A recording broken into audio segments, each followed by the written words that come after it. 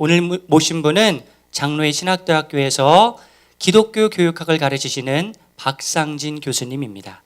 기독교 학교교육연구소장, 좋은교사운동, 사교육 걱정 없는 세상 이사 등 굵직한 사역을 감당하고 계신 분입니다.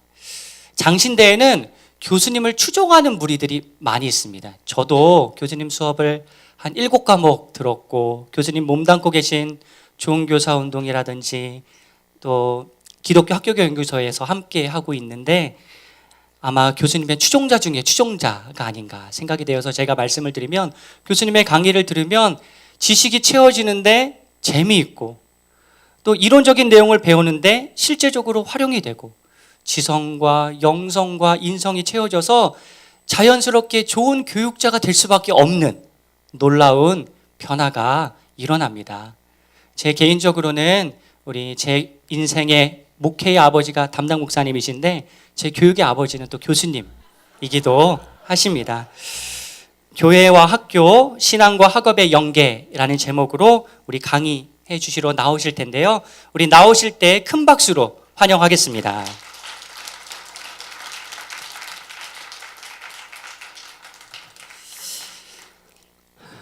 예, 말씀을 잘 전해야 될 것 같습니다.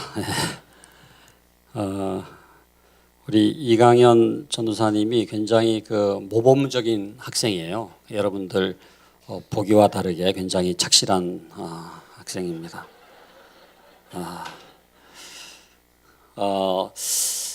제가 오늘 맡은 주제가 교회와 학교입니다. 교회와 학교를 연계하는 거. 지금 교회 학교의 위기 현상을 어떻게 진단하느냐, 여러 가지 진단이 있겠습니다만은 가장 심각한 문제가 교회와 학교의 분리라고 저는 생각합니다. 신앙과 학업의 분리 현상이에요. 학교를 다니면서 교회를 떠납니다.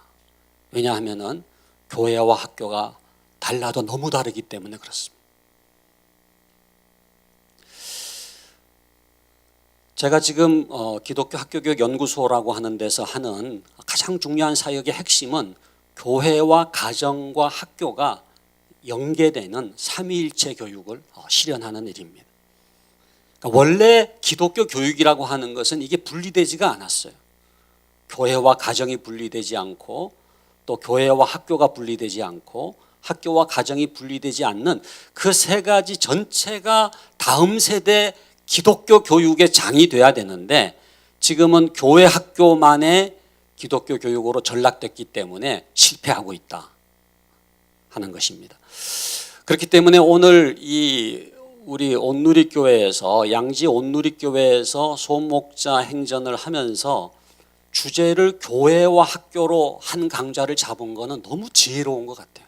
제가 다른 교회에서는 이런 주제로 강의를 한 적이 거의 없습니다. 아마 우리 이강현 전도사님이 스마트하기 때문에 이 주제를 정한 게 아닌가 그렇게 생각을 하는데, 교회와 가정의 연계는 많이 얘기하고 있지만은 교회와 학교의 연계에 대해서 그 중요성을 알고 있는 사람이 많지가 않아요. 그러나 교회 학교의 위기를 우리가 생각할 때, 교회 학교의 위기는 교회 학교 내부의 문제가 아니라 기독교 교육 생태계와 연결이 되어 있는데, 그 기독교 교육 생태계라고 하는 것은 바로 이 교회와 가정과 학교가 연계된 기독교 교육이 이루어져야지 진정한 기독교 교육 생태계가 이루어지는 거거든요. 여기 양지의 온누리교회 교회 학교가 있지 않습니까? 차세대 사역을 하지 않습니까? 그러면은 프로그램이라든지 커리큘럼이라든지 여러 가지 활동들 잘하는 거 중요하고, 헌신된 교사가 되는 거 중요하지만은 교회 학교가 섬처럼 분리돼서는 안 된다는, 그 교회 학교와 가정이 연결돼야 되고, 그리고 그들이 학교에서 공부하는 학업이 하나님과 연결이 돼야 돼요. 신앙과 연결이 돼야 돼요. 왜 공부하는지를 하나님 안에서 깨달아야 되고, 그들이 배우는 교과목이 하나님과 어떤 관계가 있는지를 깨닫게 될 때 그들의 모든 교육이 기독교 교육이 되는 방향 안에서만이 다음 세대가 건강하게 자랄 수가 있다고 하는 것이죠. 그런 점에서 이 기독교 교육 생태계가 너무나 중요한데 그 핵심이 교회와 가정과 학교가 연계되는 것이다. 우리가 미국의 뭐 좋은 프로그램 같은 것들을 한국에 가지고 옵니다. 예를 들어서 미국의 뭐 좋은 프로그램 세들백 교회 유스 미니스트리가 좋다. 청소년 사역 잘하거든요. 그 릭 워렌 목사님이 뭐 청소년 사역에 굉장히 관심이 많아가지고 근데 릭 워렌 목사님의 그 세들백 교회의 청소년 사역을 우리나라에 가져와서 접목을 했다. 실패하는 거예요. 왜 실패하느냐? 우리나라는 입시가 있기 때문에.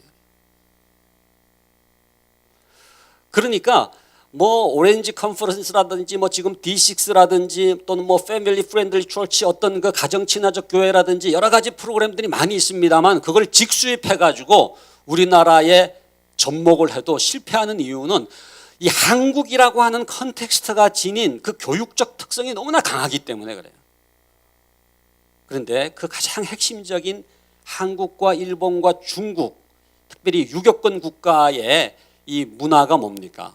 이게 입시 문화, 과거 급제하는 그러한 입신양명하는 그런 문화가 있지 않습니까?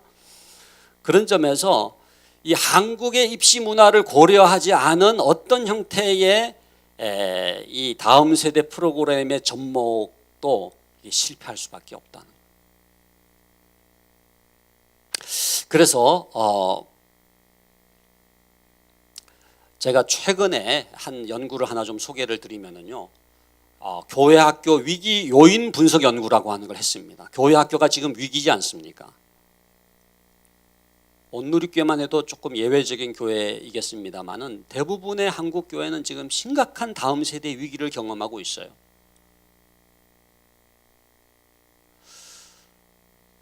온누리교회가 속해 있는 통합교단, 바로 지난 9월달, 10월달 총회를 했잖아요.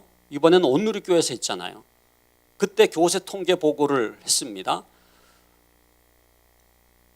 58,200명이 줄었죠. 1년 사이에 여러분 58,200명이 줄었다라고 하는 것은 엄청난 감소입니다. 500명 성도교회가 거의 600개 가까이가 1년 사이에 사라져버린 거예요. 그런데 그 58,200명의 대부분을 차지하는 것이 교회학교 학생 수 감소거든요. 지금은 한국 교회는 노령화 현상 때문에 연세 드신 분들은 계속 많이 계세요. 그런데 급격하게 지금 자라나는 세대가 떠나가고 있는데 지난 10년 사이에 교회학교 학생 수가 어느 정도 줄었는지를 조사해 보니까 41.9% 초등학생 기준으로 41.9%가 줄어들었어요. 학령 인구 감소가 31%입니다. 그러면은 약 10.9% 정도가 더 감소했어요. 그러니까 학령 인구 감소도 지금 그야말로 인구 절벽이라는 용어를 씁니다만은 인구 절벽 형상보다도 더 급격하게 감소하고 있는 게 지금 다음 세대예요. 그렇다고 한다면은 저출산으로 인해서 학령 인구가 감소하는 것이 주일학교의 감소 요인이긴 하지만은 그러나 그보다도 10.9% 더 감소하는 요인을 어떻게 설명할 것이냐라고 하는 거예요. 출산 장려 운동만 하면 되는 게 아니라는 거예요. 그래서 제가 이제 교회학교 위기 요인 분석 연구를 했는데요. 교회학교 위기 요인으로 예상될 수 있는 거를 10가지를 쭉 열거를 하고요. 그 각각을 측정할 수 있는 도구를 개발해 가지고 한 요인당 5개의 문항을 개발을 했습니다. 그래서 그 문항에 어떻게 답하느냐에 따라서 그 요인이 작용하는지 안 하는지를 분석할 수 있도록 문항을 만들어 가지고 전국적으로 배포해 가지고 설문조사를 해서 통계를 분석해 보니까 여러분들 보시는 것처럼 넘버 원이 뭐냐 하면은 부모 요인. 교회학교 교사는 4번째였습니다. 그러니까 교회학교 교사보다 더 중요한 사람이 누구냐? 부모예요. 그러니까 부모가 누구냐가 교회학교를 결정짓고 다음 세대를 결정짓는다는 거예요. 그런데 두 번째 요인이 뭐냐 하면은요, 학교 요인입니다. 학교 요인. 학업 문제, 성적 문제, 입시 문제 있잖아요. 요 두 가지를 합해 가지고 설명하면은 지금 교회 학교의 위기의 요인이 뭐냐? 부모의 자녀 학업관이 교회 학교를 결정짓는다. 부모가 자녀 학업에 대해서 어떤 관점을 갖고 있느냐, 그게 교회 학교를 결정짓는 거예요. 제가 교회 학교 학생들 1019명에게 또 설문조사를 했습니다. 주일 아침에 교회 학교를 못 나오는 이유가 뭐냐? 가장 많이 나온 응답이 학원 가기 때문이었습니다. 학원 가기 때문. 양지 온누리교회는 어떤지 모르겠어요. 중간고사, 기말고사 되면은 이렇게 아이들이 좀 빠지죠. 그죠? 뭐 약간만 빠집니까? 왕창 빠집니까? 많이 빠지잖아요. 예. 훌륭한 또 교육자님들이 계시기 때문에 양지 온누리교회는 많이 빠지지 않는 것 같은데 대부분 한 30% 내지 40%가 빠집니다. 많이 빠지는 데는 절반이 빠져요. 근데 그 아이가 스스로 교회 안 나가고 학원 갔겠습니까? 아니면 누가 보냈겠습니까? 누가 보냈어요? 엄마가 보냈죠. 그 엄마는 야, 중간고사 기간이니까, 기말고사 기간이니까 너 오늘만큼은 그냥 교회 나가지 말고 학원 가면 안 되겠니? 라고 말했겠지만은 이 아이는 뭐를 배운지 아세요? 신앙은 여차하면 제껴도 되는구나 라고 하는 걸 배웠다는 거예요. 여러분, 한 번 정도 교회를 안 나간다고 하는 것이 굉장히 중요한 학습이 이루어지는 시간인데 우선순위가 학습이 되는 거예요. 예배보다 더 중요한 게 있구나, 하나님보다 더 중요한 게 있구나, 신앙보다 더 중요한 게 있구나라고 하는 것을 배워버린 거예요. 이 아이는요, 언제든지 교회를 떠날 준비가 된 겁니다. 그런 부모, 주일 아침에도 학원을 보내는 그런 부모들이 많은 교회는요, 교회 학교가 침체할 수밖에 없어요. 왜? 주일 아침에 그냥 학원을 보내니까. 그래서 이 요인을 한번 그 질문지를 분석해 보면은요, 좀 복잡하게 나와 있습니다만 여러분들 멀어서 잘 안 보이시겠지만 1번, 2번, 3번이 전부 다 부모 요인입니다. 1번, 2번, 3번이. 그리고 학교 요인이 여러 개가 나와 있어요. 학교 요인이. 여기 보면은 6등, 8등, 10등이 학교 요인이고 그다음에 21등이 또 학교 요인인데 1등, 2등, 3등은 부모 요인이에요. 여러분, 우리 부모님들이 자녀의 학업에 대해서 성경적인 학업관, 기독교적인 학업관, 신앙적인 학업관을 갖는 게 굉장히 중요합니다. 우리 교회 학교 교사들도 그 아이가 어떤 아이로 성장하는 것이 진정한 성공인지, 교육의 성공인지에 대한 가치관을 정립해야 되는데 분명하게 그 아이의 학업에 대한 신앙적 관점을 확립하는 게 저는 교회 학교, 우리 적어도 한국에서 교회 학교 교사를 한다라고 할 때 너무나 중요합니다.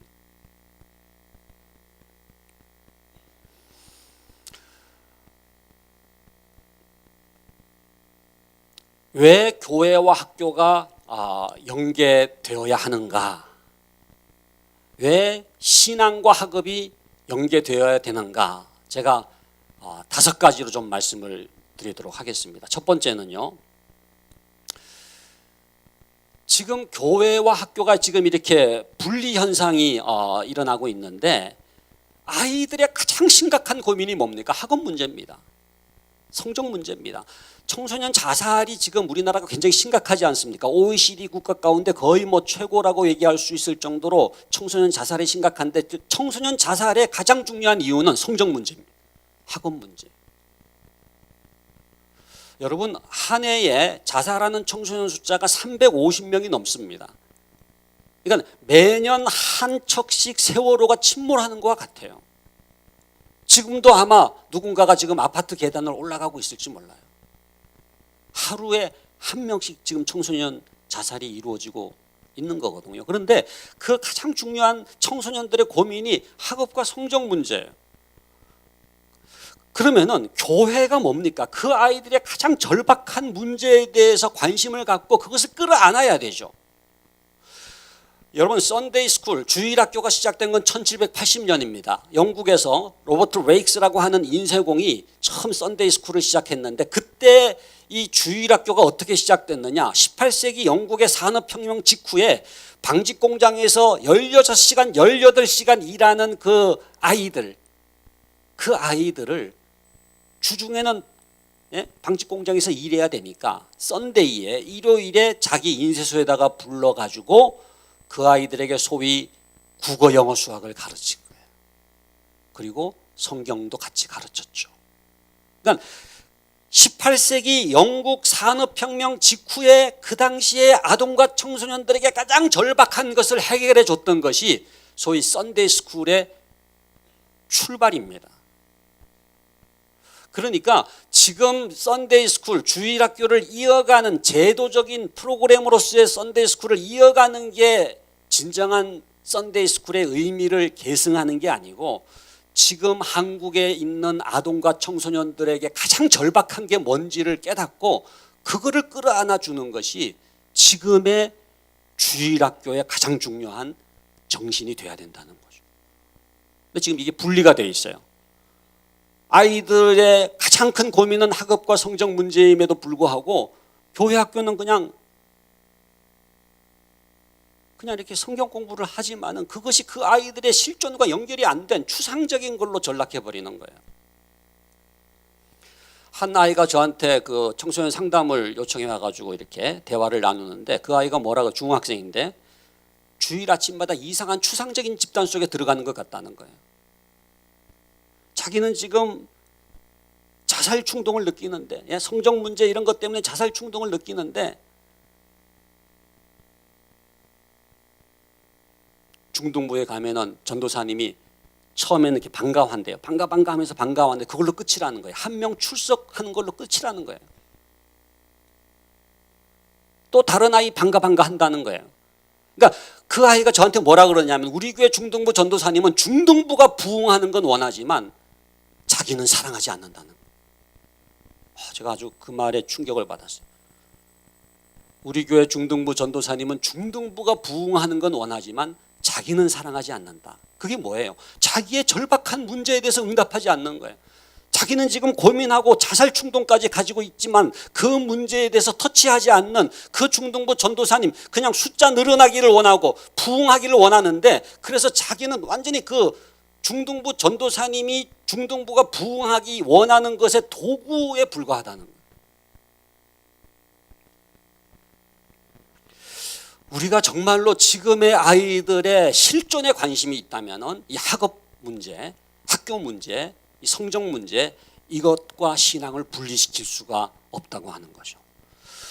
두 번째는요. 기독교 교육에서 제일 중요한 것은 컨시스턴시가 있어야 돼요. 일관성이 있어야 돼요. 기독교 교육의 생명입니다. 교회에서 성경을 가르쳤으면요. 그게 가정으로 연결이 돼야 되고요. 그게 학교로 학업으로 연결이 돼야 돼요.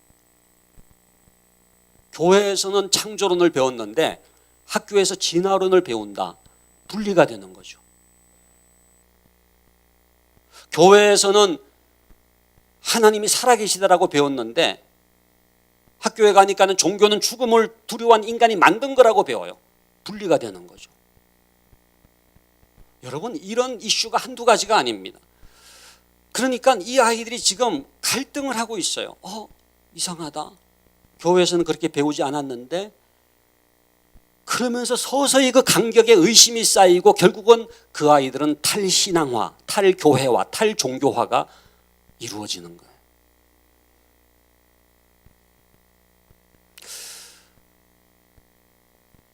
세 번째는요.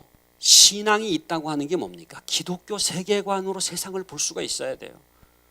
여러분 우리가 교회를 다니는 게 신앙이 아니라 그것과 결혼과 직업과 삶과 학업과 이 모든 게 연결이 돼야 되는데 그래서 기독교적으로 살아가는 게 기독교인이지 않습니까? 기독교적으로 살아간다라고 할 때 제일 중요한 게 크리스천 월드뷰죠. 그죠? 기독교 세계관으로 바라볼 수 있어야 되는데 학생들이 제일 중요한 게 뭐예요? 학업을 기독교적 관점으로 바라볼 수 있어야 돼요. 그게 그 아이의 가장 중요한 살아있는 신앙이 뭔지를 얘기해 주는 건데 이게 지금 분리되어 있는 거거든요.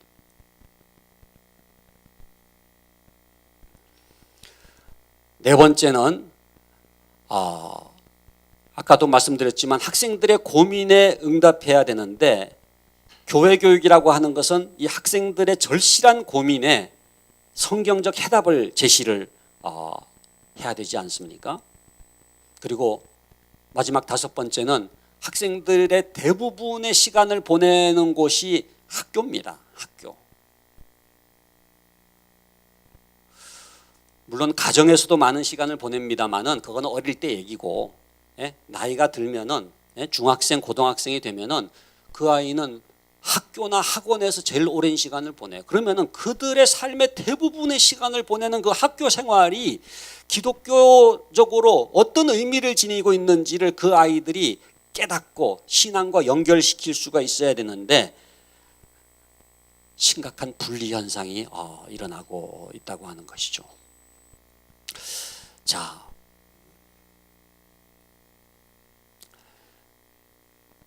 우리가 배우는 국어, 영어, 수학이라고 하는 게 뭡니까?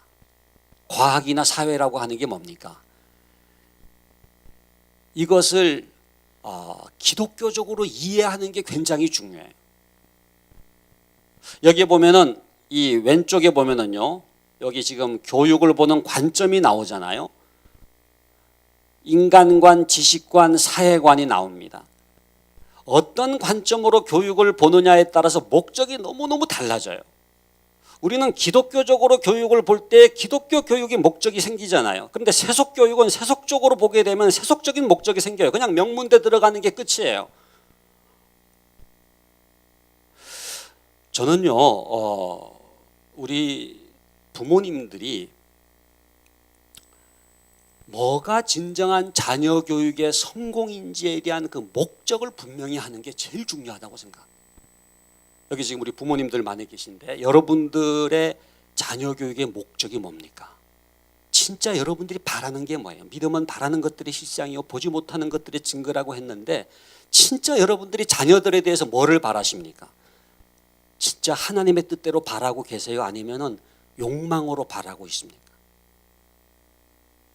겉으로 말하는 자녀 교육의 목적이 아니고 내심, 여러분들 내심 진짜 자녀가 어떤 자녀가 되기를 바라는지가 그 사람의 신앙이에요.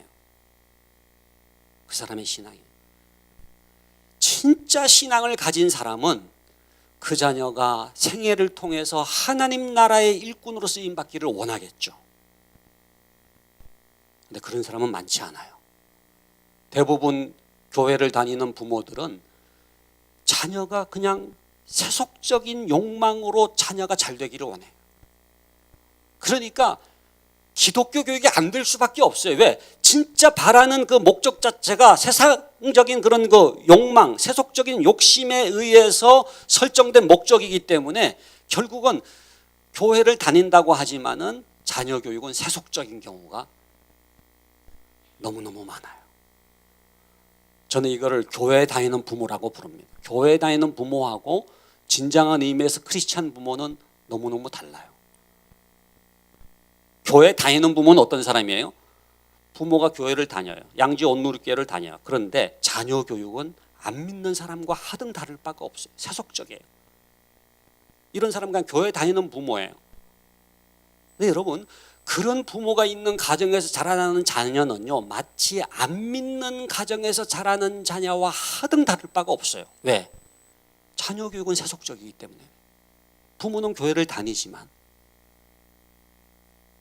자녀 교육은 계모임하고 하등 다를 바가 없어요. 제가 이렇게 교회의 그 여전도의 회원들 30대 젊은 우리 여집사님들 이렇게 대화하는 거 들어보면은요, 계모임하고 거의 차이가 없더라고요. 주로 뭐 그런 얘기예요. 여러분, 명문대 들어가기 위해서는 5가지 조건이 있어야 된다. 여러분 아시잖아요. 할아버지의 재력, 두 번째는 뭐예요? 뭐 자녀가 체력으로 버텨줘야 되고, 세 번째가 엄마의 정보력이고, 네 번째가 뭡니까? 아빠의 무관심. 아빠는 관심을 꺼야 된다는 거잖아요. 마지막 5번째가 뭐예요? 도우미 아줌마의 충성심. 이 5가지가 있어야 된다. 또 뭐 여러분 그 우유 시리즈 아시잖아요. 무슨 뭐 처음에는 다 영재인 줄 알고 아인슈타인 우유를 먹였다가, 그다음에 이제 서울 우유를 먹였다가, 이제 뭐 그다음에 연세 우유로 바꿨다가, 고등학교 들어간 다음에 이제 건국 우유로 바꿨다가, 뭐 지금은 저지방 우유를 먹인다. 뭐 그런 얘기 하는 거예요. 그러니까 실질적으로 교회를 다니지만은 그들이 하는 자녀 교육 얘기를 들어보면은 그들의 자녀 교육을 지배하는 가치관은 신앙적인 게 아니에요. 세속적인. 여러분, 크리스찬 부모가 되기 위해서는 2번의 거듭남이 필요합니다. 첫 번째는 부모가 예수 믿어야 되죠. 이게 첫 번째 거듭남이에요. 부모가 예수 믿고 양지 온누리교회를 다녀요. 첫 번째 거듭난 부모입니다만은 세컨드 컨버전, 두 번째 거듭남이 필요한데 그게 뭐냐? 자녀 교육이 거듭나야 돼요. 자녀 교육이 거듭나요. 자녀 교육이 기독교적 신앙의 일관성 속에서 정말로 하나님이 원하시는 자녀 교육으로 거듭나는 이 두 번째 거듭남이 일어나지 않고서는 그 사람은 그냥 교회 다니는 부모에 불과하지 진정한 의미에서 크리스찬 부모가 아니라는 거예요. 그러니까 저는 우리나라에요 제일 필요한 운동이 이 두 번째 거듭남 운동이라고 생각해요. 지금 제가 하고 있는 기도 학부모 운동이 딴 게 아닙니다. 여러분들 혹시 내년도에도 시간 되신다면은 6월 5일, 6일은 비워두시면 좋겠어요. 저희가 이제 전국 기도 학부모 대회를 이제 올해부터 시작을 했는데 전국에서 제주도에서 뭐 포항, 광주 다 이렇게 모여가지고 저희가 이제 전국 기도 학부모 대회를 하고 지금 지역별 기도 학부모 모임들이 막 생기기 시작했어요. 그래서 용인에도 있고 성남 뭐 분당 뭐 일산 해가지고 경기 동부, 경기 서부, 서울 중부, 서울 동부 해가지고 제주도까지 지금 이제 기도 학부모 모임이 만들어지고 있는데 기도 학부모라고 하는 게 뭐냐? 크리스찬 부모라고 하는 게 뭐냐? 이 두 번째 거듭남, 자녀 교육에서 예수를 믿어야 돼요. 부모는 예수를 믿었지만 자녀 교육은 세속적인 그런 가정에서 자라나는 자녀는 안 믿는 가정에서 자라나는 자녀와 하등 다를 바가 없다. 그런 점에서 여러분 교회 학교 교사도 마찬가지고 우리 부모들도 마찬가지고 굉장히 중요한 게 이 절반 왼쪽입니다. 교육을 보는 관점이 기독교적 관점, 신앙적 관점, 성경적 관점으로 확립돼서 그걸로 교과목을 바라봐야 돼요.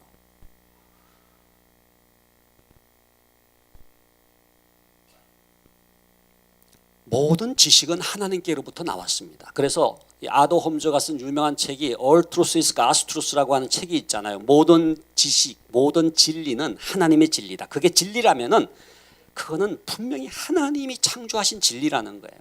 1 더하기 1이 2라고 하는 게 사탄의 것이 아니잖아요. 그렇기 때문에 모든 교과는 간단하게 말씀드리면 하나님의 창조 세계입니다. 하나님이 창조한 세계의 원리, 이게 국어, 영어, 수학, 과학, 뭐 사회, 예술 다 마찬가지예요. 하나님의 창조 세계. 그렇기 때문에 하나님을 아는 것과 하나님의 창조 세계를 아는 것은 분리될 수 없습니다. 신앙과 학업이 분리될 수 없다고 하는 그 신학적 기초는 하나님을 아는 것과 하나님이 창조한 세계를 아는 것이 분리될 수가 없다는 거예요. 조금 더 유식하게 얘기한다면 특별 계시와 일반 계시는 분리될 수가 없는 거예요.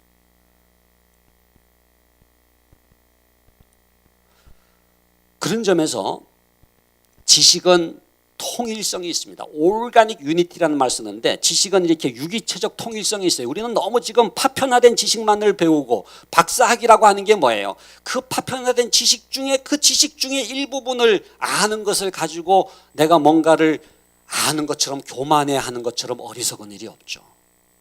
이게 전부 다 모여져 가지고 전체 지식이 서로 연결되어 있는데 그 지식이 어디로부터 왔느냐? 하나님으로부터 왔다는 거예요. 하나님으로부터 왔다는 거예요. 그거를 깨달을 때 진짜 공부는요, 공부를 할수록 하나님께 영광을 돌리는 거예요. 하나님을 발견하는 거예요. 하나님을 알아가는 거예요. 여러분, 사실은 공부라고 하는 게 너무 재미없잖아요. 근데 그 재미없는 이유가요, 그 공부가 하나님으로부터 분리되어 있어서 그래요.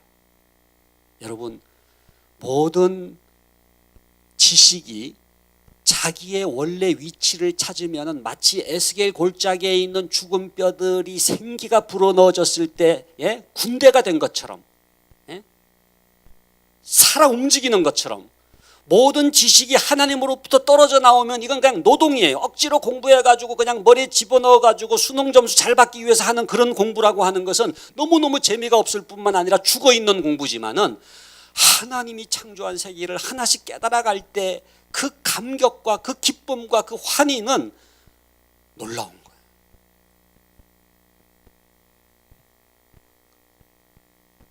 그래서 지식은 하나님의 창조 세계이며 모든 진리는 하나님의 진리이다. 은행 저축식 교육이 아니에요. 그냥 내가 이렇게 은행에 저금을 하는 것처럼 그냥 지식이 내 머리에 쌓여가지고 내가 이 많은 지식을 가졌다. 소위 이거는 뱅킹 에듀케이션이라고 얘기하는데 교만해질 수밖에 없죠. 공부를 할수록 교만해져. 내가 이만큼 지식을 쌓았으니까. 쟤는 지식이 이렇게 척박한데 나는 이렇게 많다.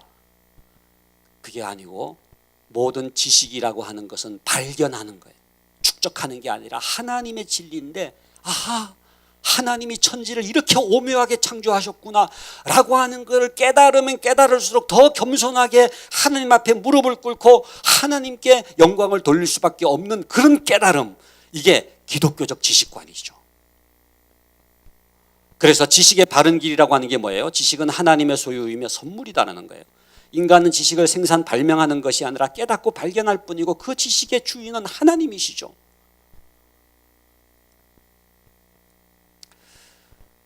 그렇기 때문에 교과라고 하는 것은 하나님의 계시 가운데 일반 계시에 해당되는 건데, 모든 교과라고 하는 것은 하나님의 피조 세계의 원리를 드러내주는 것이죠. 그래서 예수 그리스도를 통한 복음이라고 하는 게 뭐냐 하면요, 하나님과 인간, 하나님과 자연, 인간과 자연의 관계를 올바르게 회복시켜 줌으로써 지식의 전체성을 파악하게 해줘요. 그러니까 여러분, 예수님을 믿잖아요. 그러면 삼라만상이 이해가 됩니다. 아하, 그렇구나. 영원의 관점에서 모든 우주가 이해될 수 있는 합일점이 나오는 거예요. 그렇기 때문에 신앙을 갖는 것과 그 아이가 보다 더 지성적으로 되는 것은 분리될 수가 없습니다. 왜냐하면 모든 진리는 하나님의 진리이기 때문에 그래요. 그래서 우리가 가져야 될 신앙은 보이는 세계에 관한 지식만이 아니라 보이지 않는 세계까지를 포함한 전체 지식, 이거는 영원한 세계까지를 포함한, 그러니까 영원한 저 천국까지 포함한, 죽음 이후의 세계까지를 포함한 전체 리얼리티, 전체 실제라고 하는 것을 이해하는 것처럼 중요한 지혜가 없죠. 이러한 신앙의 눈을 통해서 우리는 교과의 원래 모습을 이해할 수가 있다고 하는 거예요. 그래서 제가 굉장히 중요하게 말씀드리고 싶은 게 이 여경지근의 원리입니다. 우리가 오늘 성경 본문이 잠언 1장 7절이잖아요. 여경지근이 무슨 뜻입니까? 여경지 뭐의 준말이에요? 여호와를 경외하는 것이 지식의 근본이다. 이걸 줄여서 여경지근. 제가 쓴 책에서도 이 여경지근의 원리, 하나님의 교육 원리의 넘버원이 여경지근의 원리예요. 여경지근. 어느 교회 갔더니 여경지근이 뭐냐 그랬더니 여자 경찰이 가까운 거리에 있다. 뭐 그렇게도 얘기할 수 있구나 그런 생각을 했습니다만은 그게 아니고 여호와를 경외하는 것이 지식의 근본이다. 예? 여호와를 경외하는 게 신앙이라고 한다면은 지식의 근본이 학업이잖아요. 이게 분리되지 않는다. 그러니까 여호와를 경외하는 것이 지식의 근본이다. 이게 굉장히 중요한 하나님의 교육 원리예요. 이거는 잠언 1장 7절에만 나오는 게 아니고 창세기 1장부터요. 예? 요한계시록까지 일관되게 흐르는 하나님의 교육 원리가 있어요. 성경에서 여러분 하나님이 말씀하시는 가장 중요한 교육 원리가 바로 여경지근의 원리. 여호와를 경외하는 것이 지식의 근본이다. 여러분, 이 성경의 인물들이 갖고 있는 공통적인 특징이 뭡니까? 성경의 인물들의 공통 특징은요, 무슨 서울대 나온 게 아니에요. 무슨 하버드 대학교 나온 거 아니에요. 그런데 공통된 특징이 있습니다. 성경의 인물들 여호와를 경외했더니 하나님이 쓰시더라. 그리고 하나님은 우리에게 어떤 교육을 기대하시느냐 하면은 여호와를 경외하는 교육을 기대하세요.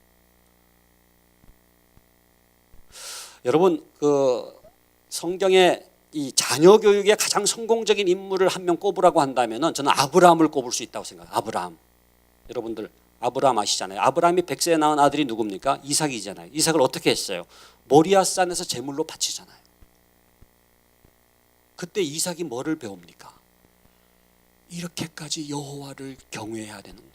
자식을 제물로 바치기까지 하나님께 순종하는 그 아버지 아브라함을 통해서 뭐가 여호와 경외인지를 처절하게 배웠던 장소가 모리아산이었어요. 그러니까 모리아산은 기독교 교육의 클라이막스입니다. 가장 중요한 기독교 교육은 여호와 경외를 배우게 하는 거거든요. 여러분 창세기 22장 12절에 보면은요, 하나님께서 이 아브라함에게 나타나셔가지고 뭐라고 칭찬하셨느냐 하면은 내가 이제야 네가 여호와 경외하는 줄을 아노라. 통과가 된 거예요. 여러분 하나님은요 자녀를 허락하시면서 그 부모에게 테스트하기를 원하시는 게 있는데 뭐를 테스트하기를 원하시느냐? 여호와를 경외하는지를 테스트하기 원하시는 거예요. 왜? 여호와를 경외해야 하나님의 교육이 이루어지기 때문에 그 아브라함에게 여호와를 경외하는지를 테스트를 하셨는데 아브라함은 통과가 된 거예요. 네, 여러분 여호와 경외 교육에서 가장 실패한 사람이 있습니다. 자녀 교육에 실패한 가장 대표적인 제사장 구약에 나오는 사람 누가 있죠? 엘리가 있죠. 엘리의 두 아들이 홈리와 비느하스입니다. 여러분 홈리와 비느하스의 문제가 뭐예요? 무슨 특목고를 안 간 겁니까? 무슨 뭐 IQ가 안 좋은 겁니까? 그게 아니에요. 홈리와 비느하스의 결정적인 문제는 여호와를 경외하지 않았다. 여호와의 제사를 멸시했다 그랬습니다. 여러분 사무엘상 2장 29절은 다 같이 한번 찾아보겠습니다. 사무엘상 2장 29절 하나님께서 엘리를 책망하신 내용이 나오는데 사무엘상 2장 29절 정말 중요한 구절이기 때문에 한번 찾아서 같이 한번 읽어보겠는데요. 제가 가진 성경은 411쪽에 있습니다. 사무엘상 2장 29절 같이 한번 찾으셔가지고 사무엘상 2장 29절 함께 읽겠습니다. 너희는 어찌하여 내가 내 처소에서 명령한 내 제물과 예물을 밟으며 내 아들들을 나보다 더 중히 여겨 내 백성 이스라엘이 드리는 가장 좋은 것으로 너희들을 살찌게 하느냐. 여기 보면은 내 아들들을 나보다 더 중히 여겨. 거기 이렇게 밑줄을 그으시면 좋겠어요. 여러분 엘리의 자녀 교육의 실패는 아들들을 중히 여겼는데 홈리와 비느하스를 중히 여겼는데 누구보다 더 중히 여겼다고요? 하나님보다 더 중히 여긴 거예요. 엘리의 자녀 교육의 실패는 자녀를 사랑하지 않았기 때문에 일어난 게 아니라 오히려 자녀를 과도하게 사랑한 거예요. 저는 지금 우리나라의 한국교회 부모들의 자녀 교육의 실패는요, 자녀를 사랑하지 않기 때문에 일어나는 게 아니라 자녀를 과도하게 사랑하기 때문에 하나님보다 더 중히 여기는 거예요. 무슨 얘기입니까? 하나님의 법도대로 교육을 못한 거예요. 여호와를 경외하는 것이 지식의 근본이다라고 하는 이 말씀 속에서 우리는 이 여호와를 경외하는 신앙과 지식의 근본이라는 학업이 이렇게 연결되어 있다고 하는 것을 발견합니다. 하나님은 반지성주의자가 아니에요. 어떤 사람은 그래서요 뭐 교회 열심히 다니라는 얘기죠, 뭐 신앙생활 열심히 하라는 얘기죠. 그게 아니에요. 하나님은요 여러분들이 뭐 신앙만 열심히, 그게 아니에요. 하나님은 지성의 하나님이십니다. 진리의 하나님이십니다. 지식의 하나님이십니다. 그렇기 때문에 진짜 지식의 근본이 되기를 원하세요. 우리와 우리의 자녀들이 진짜 지식의 근본이 되기를 원하세요. 그렇기 때문에 주신 말씀이 잠언 1장 7절이에요.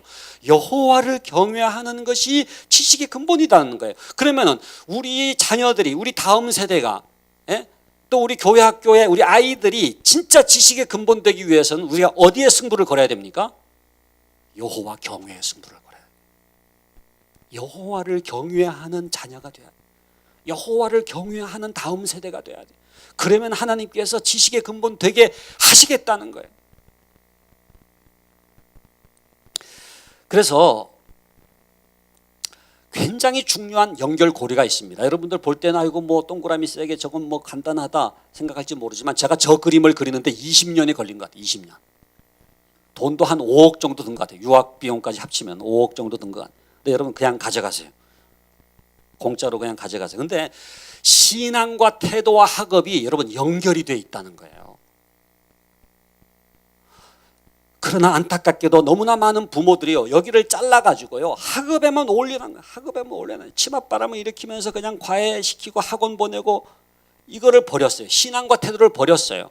어리석은 일입니다. 어리석은 일이에요. 학업에도 진보가 없을 뿐 아니라 설사 어느 대학에 들어갔다고 하더라도 그게 진정한 성공이 아니에요. 여러분, 학업이 중요합니다. 그런데 학업보다 더 중요한 게 태도고요, 태도보다 더 중요한 게 신앙이에요. 여호와를 경외하잖아요. 그러면은 태도가 달라지고 성품이 달라지고 학업에까지 영향이 끼쳐지는 거예요.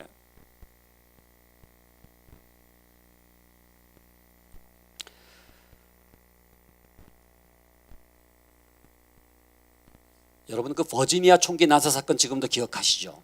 그때 그 조군의 엄마가 한 말이 있어요. 뭐라고 얘기했느냐 하면, 우리 애가 버지니아 공과대학에 들어갔으니까 됐다라고 생각했다는 거예요. 된 게 아닙니다. 여러분, 그 버지니아 공대가 좋은 학교입니다. 제가 미국에서 유학할 때 버지니아주에서 5년 동안 살았기 때문에 VTEC이라고 불러요. VTEC, 버지니아 공과대학인데 우리나라로 말하자면 어느 학교 정도 되느냐 하면 포항공대 있잖아요. 포항공대 괜찮잖아요. 그러니까 아이고 우리 애가 VTEC에 들어갔으니까 한시름 낫다라고 생각했다는 건데 된 게 아닙니다. 어떤 성품, 어떤 가치관, 어떤 신앙을 가졌느냐가 너무너무 중요한데, 그냥 그 엄마는 VTEC에 들어갔으니까 그게 자녀 교육의 성공인 줄 알았다는 거예요.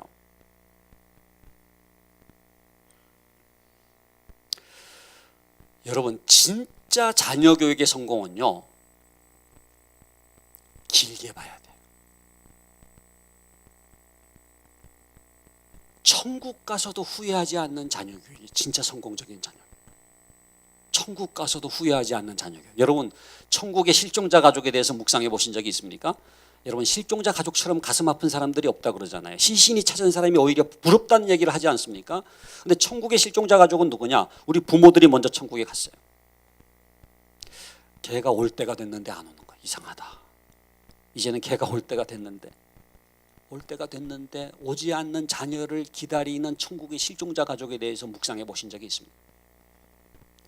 자기는 그 아이를 특목고도 보냈고 명문대도 입학시켰기 때문에 자녀 교육만큼은 자기가 성공했다고 생각했는데 그게 성공이 아니라고 하는 것을 처절하게 깨달은 장소가 어디예요? 그게 천국이에요. 천국에서 비로소 자기 자녀 교육이 완전히 실패된 자녀 교육임을 뼈저리게 깨닫는 거예요. 왜요? 신앙을 잃어버려요. 여러분, 신앙을 유산으로 물려주지 않는 어떤 자녀 교육도 그건 성공적인 자녀 교육일 수가 없습니다. 왜요? 천국에서 후회하니까. 그러니까 진짜 성공적인 자녀 교육은요, 영혼의 관점에서 봐야 돼요. 영혼의 관점에서. 그러니까 우리나라 사람들이 굉장히 조급하잖아요. 우리나라 사람들이 외국 가면 외국 사람들이 아는 한국말이 있더라고요. 무슨 말 합니까? 빨리빨리. 제가 한 번은 그 이집트에 성지순례 때 피라미드 근처에 가니까 이집트에 구글하는 소년이 저를 딱 보더니 원달러 빨리빨리, 제가 놀래가지고 원달러 주고 말았어요. 얼마나 유창하게 원달러 빨리빨리 그러는지 몰라요. 얼마 전에 이렇게 여전도 회원들 인솔해서 갔더니 똑같은 장소에 갔는데, 물론 그 소년은 아니지만은 뭐라 그러냐면 권사님 원달러 빨리빨리. 권사가 돈이 있다고 하는 거 얘네들이 어떻게 알아가지고 권사님, 아무 여자나 그냥 권사님 원달러 빨리빨리 그러더라고요. 근데 우리나라처럼 이렇게 조기자가 많이 들어간 교육 용어가 많은 나라가 없는 것 같아요. 조기교육, 조기영어, 조기유치원, 조기유학, 무슨 조기를 그렇게 좋아하는지 몰라요. 예? 여러분, 우리 양지 온누리교회 교인들은 아시겠죠? 태교 논술이 뭔지 아시죠? 태교 논술. 태교 논술이 뭡니까? 태중의 아이가 특목고 들어가기 위해서 산모가 받는 논술 과외입니다. 예? 대치동에 있어요. 제가 얼마 전에 산후조리원에서 나온 자매님을 만났는데, 산후조리원에 메르스 이후에 아무도 못 들어오게 하는데 그래도 들어오는 사람이 학습지 광고하는 사람이 들어온다. 그래가지고 지금부터 시작 안 하면 늦는다. 지금 방금 몸 풀었는데, 지금부터 입시 준비 시키라는 거예요. 야, 우리나라 정말 세지 않습니까? 근데 여러분, 자녀 교육에 있어서 조급하다고 하는 건 뭐예요? 그거는 하나님을 신뢰하고 있지 않다는 거예요. 지금도 여러분 앉아 계시지만 자녀를 생각하면 그냥 마음이 막 조급해, 불안해. 그건 뭐예요? 내가 주인이란 얘기예요. 내가 주인이기 때문에 노심초사하고 내가 불안해하고 내가 두려워하고 내가 어쩔 줄 몰라 하는 그 감정이 바로 조급함이거든요. 모든 자녀에게는 여러분 때가 있더라고요. 하나님의 때가 있어요. 예? 여러분 뭐 꽃이 뭐 개나리가 피는 때가 있고 진달래가 피는 때가 있고 그죠? 장미가 피는 때가 있고 국화는 가을에 피잖아요. 근데 어떤 아이는요 유치원 때 다 피는 아이가 있어요. 그냥 유치원 때 그냥 반장도 하고 회장도 하고 대표도 하고 그렇게 다 하는 애가 있어요. 근데 어떤 애는 초등학교 들어가서 피고 어떤 애는 중학교 때 피고요. 제일 안타까운 게 뭡니까? 대학 들어갈 때까지도 안 피는 아이죠. 그래도 대학 들어가기 전까지는 어떻게 좀 펴주면 좋겠는데 근데 그래도 괜찮아요. 여러분 저는 대학 들어간 다음에 피는 아이들도 정말로 많이 봅니다. 그러니까 사실 자기가 원했던 대학이 아니었어요. 그러나 거기에 들어가서 성실하게 했더니 거기서 피니까요 그 대학의 교수가 되더라고요. 오히려 그러니까 자기가 원래 들어갔던 대학에 들어갔으면은 절대 될 수 없었던 교수가 자기가 원치 않았지만은 대학 들어간 다음에 피니까 그런 경우들이 얼마나 많은지 몰라요. 어떤 애는 군대 가서 피기도 하고요. 예? 어떤 사람은 이제 아직도 안 폈어. 그래도 여러분 분명히 피게 될 줄로 믿습니다. 그러니까 중요한 것은 정말 하나님의 원리대로 하느냐는 거예요. 하나님을 경외하고 하나님의 방법대로 하면은요 분명히 하나님이 약속하기를 여호와를 경외하는 것이 지식의 근본이다. 이 신앙과 태도와 학업이 이렇게 연결되어 있거든요. 제가 그 부모 세미나를 했을 때 한 권사님이 저를 찾아와 가지고 울면서 하시는 말씀이 자기 평생에 가장 뼈아픈 실수가 있다는 거예요. 이게 뭡니까 그랬더니 자기 딸아이한테 너 대학 들어간 다음에 교회 나가면 안 되겠니? 라고 말했던 것이 자기 생에 가장 뼈아픈 실수였다는 거예요. 그 딸아이가 중학교 때까지는 신앙생활 잘했어요. 교회를 잘 다녔어요. 교회 학교 중등부도 다녔어요. 고등학생이 됐어요. 불러다가 야, 너 고등학교 때는 교회 나가지 말고 공부만 열심히 해가지고 명문대 들어간 다음에 교회 나가면 일거양득이 아니겠는가 생각해가지고 너 대학 들어간 다음에 교회 나가면 안 되겠니? 라고 말했던 것이 지울 수 없는 자기의 실수였다는 거예요. 왜요? 그 시간으로 이 아이가 교회를 떠났어요. 신앙을 등졌어요. 돌아오질 않았어요. 그 권사님이 울면서 하시는 말씀이 지금도 그 아이가 자기 가슴에 못을 받고 있다는 거예요. 자기는 어느 대학에 들어가는 것 그게 자녀에게 성공인 줄 알았는데 그게 아니라고 하는 걸 뒤늦게 깨달았다는 거예요. 저는 오늘 우리 양지 온누리교회 우리 사랑하는 성도님들에게 우리 교회학교 교사들과 우리 부모님들에게 도전을 드리고 싶어요. 뭐가 진정한 자녀 교육의 성공입니까? 그거를 분명히 하셔야 돼요. 진짜 우리가 하나님을 믿고 영원한 세계를 믿고 하나님의 살아계심을 믿는다고 한다면은 여호와를 경외하는 것이 지식의 근본이라고 하는 이 신앙과 학업이 분리된 게 아니라 신앙과 태도와 학업이 이렇게 연결되어 있기 때문에 학업도 중요하지만 태도, 신앙이 중요하다라고 하는 걸 깨닫고 하나님 제 딸아이가 명문대 들어가는 것 원합니다마는 하나님 이 아이가 여호와를 경외하는 딸이 되게 하여 주시옵소서. 그래서 궁극적인 이 교육의 성공이라고 하는 것이 뭐냐 하면은요 입시 위주의 교육이 아니라 생애 위주의 교육이에요. 입시 위주의 교육은요 반짝 효과가 있을지 몰라도요 오래 못 가요. 오래 못 가요. 진짜로 그 아이에게 필요한 거는요 하나님을 믿는 겁니다. 여호와를 의지하면서 평생을 한결같이 믿음으로 살아야 그 아이가 생애를 통해서 하나님의 일꾼으로 쓰임 받는 거예요. 저는 이 어디에 들어갔다고 간증하러 돌아다니는 분들은 제가 쫓아가면서 말리고 싶어요. 아직 일러요. 왜? 뭐 최연소 어디 입학 하버드 대학교 입학하고 무슨 아이비리그에 입학했다. 절대 그게 자녀 교육의 성공을 보장해 주지 않습니다. 생애를 통해서 하나님께 영광을 돌려야 되죠. 점수 위주의 교육이 아니라 실력 위주의 교육. 그러니까 그러니까 진짜 그러니까 성경은요 실력을 얘기 안 하는 게 아니에요. 진짜 실력을 얘기하는데 그게 뭐예요? 여호와를 경외할 때 진짜 실력이 생긴다는 거예요. 하나님을 믿잖아요. 반듯하게 큽니다. 결과 위주의 교육이 아니라 과정 위주의 교육이라고 하는 건 뭐냐면요, 프로세스가 중요하다는 거예요. 그러니까 지금 당장 몇 점 맞았다가 아니라 얼마나 성숙했느냐, 얼마나 성장했느냐. Do your best. 달란트 비유도 딴 게 아니에요. 얼마를 남겼느냐가 아니라 착하고 충성된 종아라고 말씀하지 않습니까? 그건 프로세스를 얘기하는 거예요. 정말 착하고 충성스러운 그 과정이 귀하다라고 하는 것을 주님이 말씀하고 있는 거거든요. 그리고 편협한 수월성 교육에서 전인적 수월성 교육이라고 하는 건 뭐냐면요, 우리나라는 지금 너무 이 인지적인 수월성만 생각하고 그것도 암기력. 네, 여러분, 수월성도 다양하지 않습니까? 예술적 수월성도 있고 대인관계적 수월성도 있고 신체 운동적 수월성도 있고. 여러분 그 지금도 가장 유명한 교육학자가 있다면 하워드 가드너일 거예요. 하워드 가드너라고 들어보셨죠? 다중지능 이론, 예?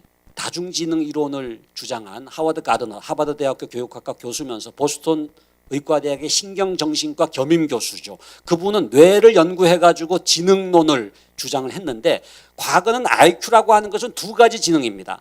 언어 지능하고 수리 논리 지능, 이 두 가지 지능만을 가지고 IQ를 얘기했는데, 이분이 뇌를 연구해 보니까 그 지능 외에도 음악 지능, 아까 여기 올라와서 하신 분들이 음악 지능이 뛰어난 분들이, 그 다음에 공간 지능은 건축이나 미술 잘하는 지능이죠. 신체 운동 지능, 이것도 지능이라는 거예요. 신체 운동 지능. 우리나라에 신체 운동 지능 뛰어난 사람 누가 있어요? 축구 그러면 박지성이죠. 야구 박찬호, 골프에는 박세리, 수영은 박태환. 이렇게 박가만 계속 나오는지 모르겠는데, 테니스의 박상진 뭐. 근데 그게 아니고, 근데 만약 박지성에게 사법고시를 계속 강요했다 어떻게 될까요? 불행할 수가 있죠. 박지성은 축구를 해야 돼요. 신체 운동 지능이 뛰어나거든요. 여섯 번째는 대인관계 지능도 지능이라는 거예요. 인터퍼스널한 거. 여러분 CEO가 된 사람들이 IQ가 좋은 사람이겠어요? 대인관계 지능이 뛰어난 사람이겠어요? 대인관계 지능이 뛰어나요. 목회 잘하는 분들도 보면은 대인관계 지능이 뛰어나더라고요. 그 다음에 자기 이해 지능, 인트라퍼스널, 자기 내면을 보는 것도 지능이라는 거예요. 그러니까 얘는 아주 뭐 내성적이에요. 얘는 그냥 샤이 해가지고 애가 수줍음을 잘 타요. 근데 그게 아니라 그 아이는요, 자기를 성찰할 줄 아는 지능이 있어요. 그러니까 심리학이나 뭐 철학이나 사색을 잘할 수가 있잖아요. 그리고 여덟 번째가 자연 친화 지능. 애완견 좋아하는 것도 지능이라는 거예요. 그러니까 여덟 가지 지능을 얘기하는데 뭐예요? 어떤 아이는 이런 탁월성, 언어적 탁월성이 있지만 어떤 아이는 신체 운동적 탁월성이 있는 거예요. 어떤 아이는 수리 논리적 탁월성이 있지만 어떤 아이는 음악적 탁월성이 있거나 공간적 탁월성이 있거나 자기 이해적 탁월성이 있어요. 그렇기 때문에 하나님이요, 모든 아이에게는 은사를 주셨습니다. 강점을 주셨습니다. 모세의 어머니 요게벳처럼 그 준수함을 보고, 그 자녀의 강점을 보고, 우리 주일학교 아이들의 강점을 보고 그 은사에 불을 붙여줄 줄 아는 영적 점화자가 될 수 있기를 간절히 바랍니다. 그래서 우리가 너무 획일적인 탁월성만 생각하지 말고 정말 다양한 탁월성이 있는데 그 중에서 하나님은 이 아이를 어떻게 사용하시기를 원하시는지를 깨닫게 되면은 신앙과 학업이 연결된다고 할 때 그 학업이라고 하는 게 탁월성인데 그렇게 한 가지 탁월성만 생각하지 말자는 거죠. 자, 그렇다고 한다면은 이제 기독교 교육 생태계를 복원을 한다고 할 때, 여러분 생태계라고 한다면은 세 가지 차원으로 나눌 수가 있어요. 제일 아주 미시적인 차원, 마이크로 시스템이라고 하는 건 뭐예요? 부모와 자녀의 관계, 교회학교 선생님과 학생의 관계. 이게 마이크로 시스템, 제일 미시적 관계인데 이게 너무너무 중요합니다. 그런데 그걸로 끝나면 안 되고, 그 다음에 메소 시스템, 중간 체계는 뭐냐면 교회, 가정, 학교가 연결되는 거. 일관성 있는 교육이 이루어지는 거. 이게 이제 중간 체계고, 그 다음에 매크로 시스템은 거시 체계는 뭐예요? 이 아이가 살고 있는 이 사회 전체가 기독교적 영향력을 줄 수 있는 생태계로 변화시키는 게 굉장히 중요해요. 저는 온누리교회는요 굉장히 중요한 사명이 있다고 생각해요. 하용조 목사님이 사실 두란노를 시작하면서 굉장히 중요한 문화운동을 하고 저는 두란노가 끼친 영향이 굉장히 크다고 생각합니다. 그리고 기독교 문화가 굉장히 영향을 끼친 영역이 커요. 지금 CGN TV도 마찬가지고 뭡니까? 그 아이를 둘러싸고 있는 미디어나 이런 사회 자체가 세속적이고 이런 그 악한 영향력을 주는 게 아니라 복음적 영향력, 선한 영향력, 기독교적 영향력을 줄 수 있는 그런 기독교 교육 생태계가 되는 게 굉장히 중요합니다. 한 아이가 자라기 위해서는 마을이 필요하다는 말이 있잖아요. 네? 그렇기 때문에 주일학교 내부의 문제만이 아니라 그 아이의 신앙과 학업이 연결돼야 되고 교회와 학교가 연결돼야 되고 더 나아가서는 그 아이가 살고 있는 이 사회 자체가 기독교적 영향력을 줄 수 있도록 하기 위해서 저는 굉장히 중요한 게 기독교 교육 시민운동이라고 생각해요. 제가 지금 쉼이 있는 교육 운동이라고 하는 걸 하고 있습니다. 여러분들 혹시 지금 시간이 되시면 지금 국민청원 운동을 하고 있는데 학원 휴일 휴무제, 주일에는 교회로라고 하는 캐치프레이즈를 가지고 주일에는 쉽시다. 그래서 학원도 주일날은 문을 닫고 주일날 예배드리고 쉼을 회복하는 그런 이제 국민청원 운동을 하고 있는데 관심 있는 분들은 그 20만이 넘어야지 응답을 해준다 그러더라고요. 근데 지금 뭐 아직 멀었어요. 그래서 여러분들 좀 부탁을 드립니다만은 중요한 거는 이 사회 자체가 건강한 영향력을 줘야 되는데 지금 그냥 월화수목 금금금 지금 우리나라 아이들이 세계에서 제일 불행한 아이들인 거 여러분들 아십니까? 정말 월화수목 금금금이라고 하는 게 뭐예요? 쉬는 날이 없어요. 그래가지고 계속해서 세계에서 최장 시간, 공부 시간, 수면 시간은 최단 시간, 제일 세계에서 짧아요. 그렇기 때문에 정말 이러한 그 기독교 교육 생태계를 만드는 일을 위해서 우리가 또 관심을 가져야 되겠다라고 하는 것입니다. 그래서 제가 이제 말씀을 마치면은요, 제가 세 가지 여경지근의 교육의 실천 방안만 말씀드리고 마치겠는데요. 이 신앙과 학업이 연결되기 위해서 교회와 학교 또 가정이 연결되기 위해서 제일 중요한 게 누구냐 하면 부모입니다. 부모. 그리고 가정에서는요, 가정 예배예요. 가정 예배. 가정의 지성소가 있어야 됩니다. 그러니까 여호와를 경외하는 것이 지식의 근본이라고 한다면은 우리의 자녀 교육, 우리 교회 교육의 가장 중요한 특징이 뭐가 돼야 되느냐 하면은 여호와를 경외하는 교육이 돼야 되잖아요. 여호와 경외를 배울 수 있는 가장 좋은 장소가 예배입니다. 가정 예배고 교회 학교 예배예요. 온누리교회는 예배를 귀히 여기잖아요. 너무나 중요한 것 같아요. 저는 그 국어, 영어, 수학이 다 중요하지만은 진짜 중요한 교과목이 있는데 그게 뭐냐 하면 여호와 경외 과목이에요. 여호와 경외 과목. 왜냐하면 이게 지식의 근본이 되기 때문에. 그렇다고 한다면 여러분, 국어도 중요하고 영어도 중요하고 수학도 중요하지만 여호와 경외를 배울 수 있는 시간을 갖는 게 너무너무 중요한데 그게 가정예배. 사실 가정예배에 대해서 제가 간증하고 싶은 게 많습니다만 저희 아버님이 목회를 하셨고 지금은 뭐 돌아가신 지 오래됐습니다만은 옛날에 소학교도 못 다니셨어요. 옛날에 성경학교만 다니셨거든요. 물론 나중에는 신학도 하고 뭐 나중에는 대학도 다시 하셨습니다만은 제대로 배우지 못했던 저희 아버님이, 무식했던 저희 아버님이 6남 1녀 저희가 7남매였습니다만은 그 자녀 교육을 위해서 승부를 거신 게 있었는데 가정예배. 무슨 일이 있어도 가정예배를 드렸는데 지금 생각하면은요, 지성의 고향 같다는 생각이. 제가 뭐 이런저런 교육을 받고 뭐 유학도 다녀왔지만 진짜 저에게 가장 영향을 끼친 교육이 뭐냐고 물어보신다면은 제가 뭐라고 대답하겠어요? 가정예배예요. 가정예배. 그러니까 가정예배 생각하면 복합 비타민. 비타민이 B가 있고 C가 있지만 비타민이 한꺼번에 들어가 있는 게 복합 비타민이잖아요. 예? 찬송 부르니까 음악 공부되지요. 성경에 국어 공부돼요. 역사 나니까 역사 공부되죠. 32절이면 48이 32 나눠서 읽으니까 산수 공부되죠. 근데 무엇보다 중요한 게 가정 예배를 드릴 때 여호와 경외를 배우는 하나님의 다림줄이 내려져요. 뭐가 하나님을 기쁘시게 하는지에 대한 기준이 생기는. 여러분 그 다림줄이 뭔지 알죠? 벽돌 쌓을 때 똑바로 쌓기 위해서 내리는 추가 있잖아요.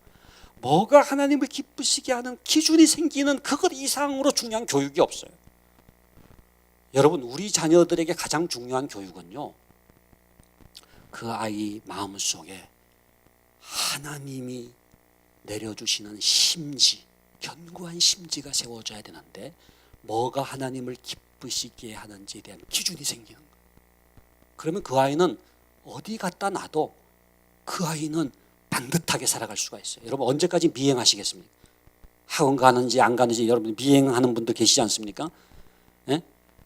그 아이를 우리가 끝까지 쫓아다닐 수가 없어요. 그 아이 마음속에 심지가 세워져야 돼요. 그렇기 때문에 여러분 가정에 지성소가 있어야 되고 부모가 무릎 꿇는 모습을 자식들이 봐야 돼요. 그러니까 가정 예배가 저는 큐티를 나누는 것도 가정에서 했으면 좋겠습니다만은 가정 예배와 큐티 쉐어링이 어떻게 다르냐 하면은요, 가정 예배는 무릎을 꿇는 거예요. 하나님 앞에 엎드리는 거예요. 자기 아버지, 자기 어머니가 그렇게 무릎을 꿇고 하나님 앞에 엎드리는 모습을 자녀들이 보면서 자라나게 될 때 오소리티를 배웁니다. 하나님의 권위를 배우는 거예요. 예?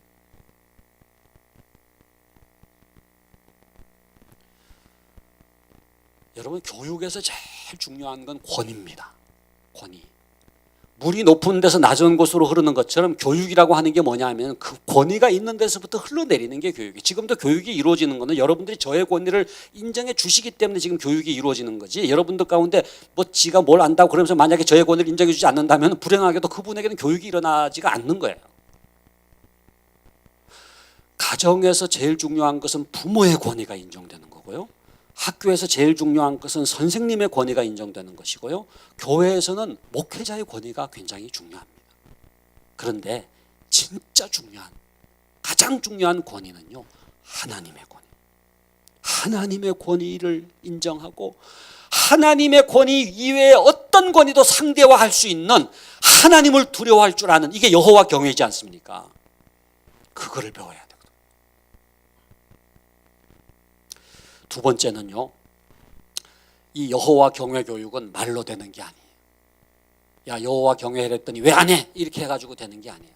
부모가, 교회학교 교사가 먼저 여호와를 경외하는 본을 보여야 돼요. 본을 보여야 돼요. 제가 한 번은 청소년 상담을 하는데 두 얼굴을 가진 아줌마 때문에 고민이라는 거예요. 자기 엄마 얘기를 하더라고요. 자기 엄마가 교회에 올 때 아주 예쁘게 화장을 처음에 몰라봤대요. 변장 수준으로 해왔기 때문에 저 아줌마가 누군가 보니까 자기 엄마라는 거예요. 엄마가 교회 가면 발음이 달라진대. 샤브샤브 발음이 된다 그러더라고요. 그래서 그게 뭐냐 그랬더니 목사님 어떻게 지내셨어요? 그러면서 이렇게 너무 이렇게 그 샤브샤브 발음이 나온다는 거예요. 근데 집에만 오면 이제 원래 모습이 나타난다 그러면서 누가 자기 엄마냐 그러더라고요. 둘 다 너네 엄마다. 근데 어떤 모습이 그 아이에게 새겨지겠습니까? 평상시의 모습이에요. 평상시의 삶이 자녀 교육이에요. 교회 학교 교사도 주일 아침에 분반 공부 시간이 아니라 6일 동안의 그 교사의 삶이 교육이에요. 아이들이 얼마나 민감한지 몰라요.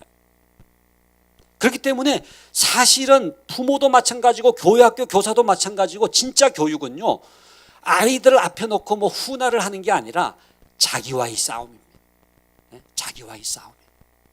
내가 어떻게 살아가느냐, 내가 정말 주님을 닮아가느냐, 내가 먼저 여호와를 경외하느냐의 싸움이고 그 뒷모습을 아이들이 가슴에 새기는 거예요.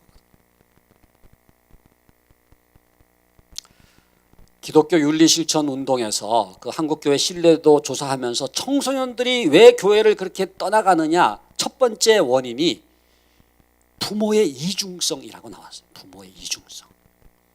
부모가 권사님이고 장로님인데 자기가 안다는 거예요. 그 실상을.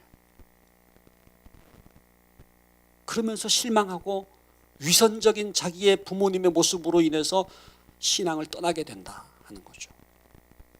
그렇기 때문에 말이 아니라 내가 먼저 주님을 닮아가는 거죠. 완벽한 부모는 없죠. 누가 뭐 완벽한 부모를 또 원하는 자녀가 있는 게 또 아니더라고요. 그러나 부족하지만 먼저 주님을 닮아가는 그 뒷모습을 자녀들은 간직하고 싶어 하는 거거든요. 마지막 세 번째는 여호와를 경외하는 교육은 기도입니다. 기도 이상의 교육이 없어요. 기도하는 시간은요, 하나님이 교육하시는 시간. 다른 모든 교육은 사람이 하는 거지만 기도하는 시간, 하나님이 교육하시는 시간.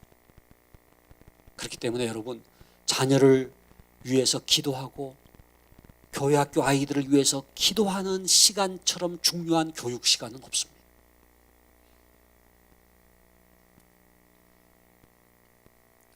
예수님이 골고다를 향해 가실 때 따라왔던 예루살렘의 딸들을 향해서 뭐라고 말씀하셨습니까? 나를 위하여 울지 말고 너희와 너희 자녀를 위하여 울라. 눈물의 기도를 말씀하고 있죠.